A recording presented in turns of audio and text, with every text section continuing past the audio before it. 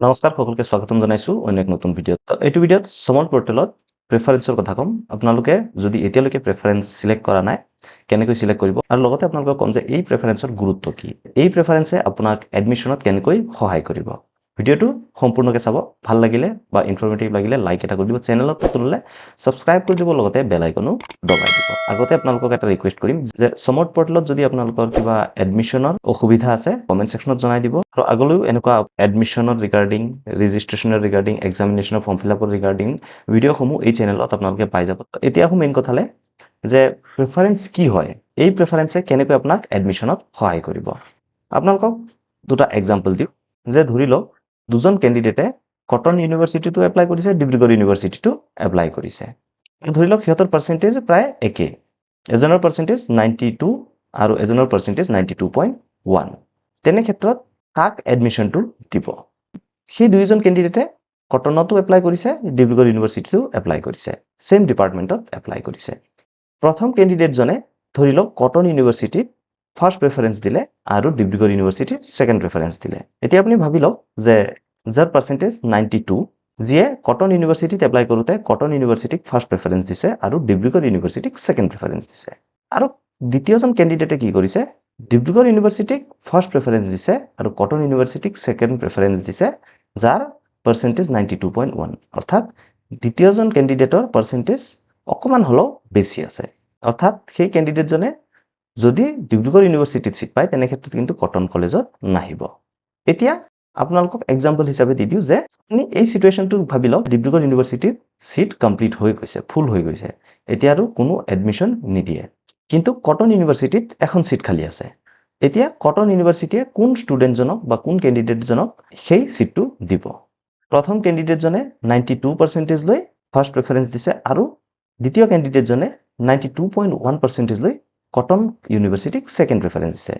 এই চিটুৱেশ্যনত আপোনালোকক কৈ দিওঁ যে কটন ইউনিভাৰ্চিটিয়ে সেই বস্তুটো নাচায় যে দ্বিতীয় কেণ্ডিডেটজনে যিজনে ছেকেণ্ড প্ৰেফাৰেন্স দিছে তাৰ এডমিশ্যন হোৱা নাই বা এডমিশ্যন পোৱা নাই ডিব্ৰুগড় ইউনিভাৰ্চিটিত। কটন ইউনিভাৰ্চিটিয়ে সেই 92 পাৰ্চেণ্টেজ পোৱা যোনজন কেণ্ডিডেট আছিল, যিয়ে কটন ইউনিভাৰ্চিটিক ফাৰ্ষ্ট প্ৰেফাৰেন্স দিছিলে, সেই কেণ্ডিডেটজনকহে চিলেক্ট কৰিব। কিন্তু ইয়াতে এটা কথা আছে, আপুনি অকল প্ৰেফাৰেন্স দিলেই যে চিট পাব তেনেকুৱা কথা নহয়। তাত আপোনালোকে এইটোও চাব লাগিব যে যোনখন কলেজত আপুনি আবেদন কৰিছে সেই কলেজত এপ্লিকেণ্ট কিমান, অৰ্থাৎ কিমানজনে আবেদন কৰিছে, তাৰ ওপৰত ভিত্তি কৰিও কিন্তু কলেজে কেণ্ডিডেট চিলেক্ট কৰে বা ষ্টুডেণ্ট চিলেক্ট কৰে। সেয়েহে আপোনালোকে অতি সাৱধান হ'ব লাগিব। অকল প্ৰেফাৰেন্স দিলেই যে চিট পাব তেনেকুৱাও কথা নহয়। সেই কলেজৰ ডিমাণ্ড চাব লাগিব যে কিমান কেণ্ডিডেটে সেই কলেজত আবেদন কৰিছে। প্ৰথম মেৰিট লিষ্ট যেতিয়া ওলাব তেতিয়া আপোনালোকে এটা অনুমান পাই যাব। মই আপোনালোকক ভিডিঅ'ৰ মাধ্যমেদি জনাই দিম যে কেনেকৈ আপোনালোকে সেই অনুমানটো পাব যে কলেজত স্পট এডমিশ্যন পাবনে নাই বা পোৱাৰ চান্সেছটো কিমান আছে। আপোনালোকক মেৰিট লিষ্ট ওলোৱাৰ পিছত যিটো ভিডিঅ' বনাম তাত গোটেইখিনি কথা ডিছকাছ কৰিম। এতিয়া আপোনালোকক কৈ দিওঁ যে আপোনালোকে কেনেকৈ এই প্ৰেফাৰেন্স চিলেক্ট কৰিব। আপোনালোকে সমৰ্থ পৰ্টেলত লগ ইন কৰি ল'ব। লগ ইন কৰাৰ পিছত ইয়াত আপোনালোকে চাব পাৰিব যে কিমানখন এপ্লিকেশ্যন আপোনালোকে ছাবমিট কৰিছে। মই বৰ্তমানলৈকে 2খন এপ্লিকেশ্যন ছাবমিট কৰিছোঁ আৰু ছেম কলেজতেই কৰিছোঁ। তো আপোনালোকে প্ৰেফাৰেন্স কেনেকৈ দিব, কোৰ্ছেই হওক বা কলেজেই হওক আপোনালোকে প্ৰেফাৰেন্স দিব লাগিব। একেখন কলেজতে যদি আপোনালোকে এপ্লাই কৰিব বিচাৰে সেইটোও কৰিব পাৰে, বা বেলেগ বেলেগ কলেজত বা ইউনিভাৰ্চিটিত যদি আপোনালোকে এপ্লাই কৰে সেইটোও আপোনালোকে কৰিব পাৰে। এতিয়া প্ৰেফাৰেন্স আপোনালোকে কেনেকৈ দিব, মই ইয়াত যিহেতু 2খন এপ্লিকেশ্যন ছাবমিট কৰিছোঁ একেখন কলেজতে, আপোনালোকে হয়তো বেলেগ বেলেগ কৰিব পাৰে। তাৰপিছত আপোনালোকে কি কৰিব, ইয়াত এটা অপশ্যন পাব ৰিঅৰ্ডাৰ প্ৰেফাৰেন্স বুলি, আপোনালোকে দেখা পাইছে, ইয়াত আপোনালোকে ক্লিক কৰি দিব। তো ক্লিক কৰি দিলে আপোনালোকে তললৈ যাব। তললৈ যোৱাৰ পিছত যিকেইখন এপ্লিকেশ্যন ছাবমিট হৈছে, যিকেইখন এপ্লিকেশ্যন আপোনালোকে ছাবমিট কৰি দিছে অলৰেডি, গ্ৰীণ কালাৰৰ আহি থাকিব। তো ইয়াত ছাইডতে আপোনালোকে প্ৰেফাৰেন্স 1, প্ৰেফাৰেন্স 2 এনেকুৱাকৈ দেখা পাব। যোনখন এপ্লিকেশ্যন আপোনালোকে প্ৰথম ছাবমিট কৰিছে সেইটো প্ৰেফাৰেন্স 1 আহিব, আৰু যোনকেইখন আপোনালোকে তাৰ পিছত কৰিছিলে সেইকেইখন চিৰিয়েলি আহি থাকিব।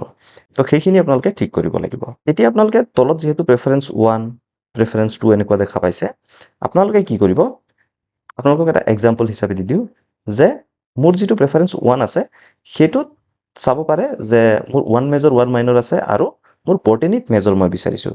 কিন্তু মোৰ এতিয়া মাইণ্ড চেঞ্জ হ'ল, বা বটেনিত ধৰি লওক চিট বহুত কম আছে, মোৰ এনেকুৱা লাগিছে যে বটেনিত এপ্লিকেণ্ট বেছি আছে, এতিয়া বটেনিত মই নলওঁ, মই জুলজিত লওঁ।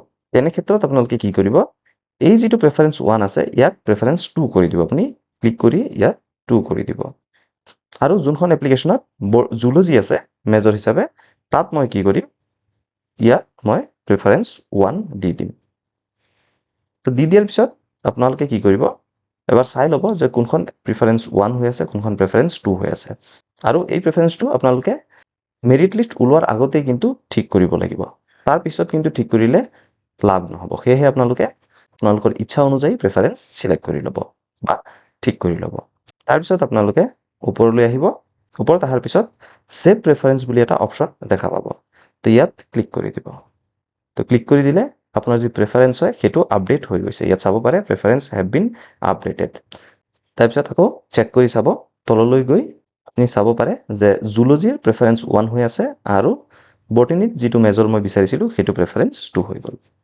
তো এনেকৈ আপোনালোকৰ প্ৰেফাৰেন্সটো আপোনালোকে সিলেক্ট কৰিব আৰু ভিডিঅ'ৰ শেষত আৰু এটা কথা কওঁ যে যদি আপোনালোকৰ এপ্লিকেশ্যনত কিবা ভুল হৈছে কাৰেকশ্যন উইণ্ড' আহি আছে কাৰেকশ্যন উইণ্ড'ত আপোনালোকে কাৰেক্ট কৰিব পাৰিব বা ডকুমেণ্ট যদি কিবা ভুল হৈ আছে আপোনালোকে ডকুমেণ্ট ৰি-আপলোডত গৈ আপোনালোকৰ নিজৰ ডকুমেণ্টছ শুদ্ধটো দিব পাৰিব কাৰেকশ্যন উইণ্ড' অপেন হোৱালৈ আপোনালোকে ৱেইট কৰিব লাগিব আৰু যদি ইয়াৰ আগতে কিবা আপডেট আহে আমি এই চেনেলত আপোনালোকক জনাই দিম আশা কৰোঁ আপোনালোকে বুজি পাইছে যদি ভিডিঅ'টো ইনফৰ্মেটিভ লাগিল লাইক কৰি দিব আগলৈ এনেকুৱা ইনফৰ্মেটিভ ভিডিঅ' পাই থাকিবলৈ চেনেলটো ছাবস্ক্ৰাইব কৰিবলৈ নাপাহৰিব ধন্যবাদ জয় আই অসম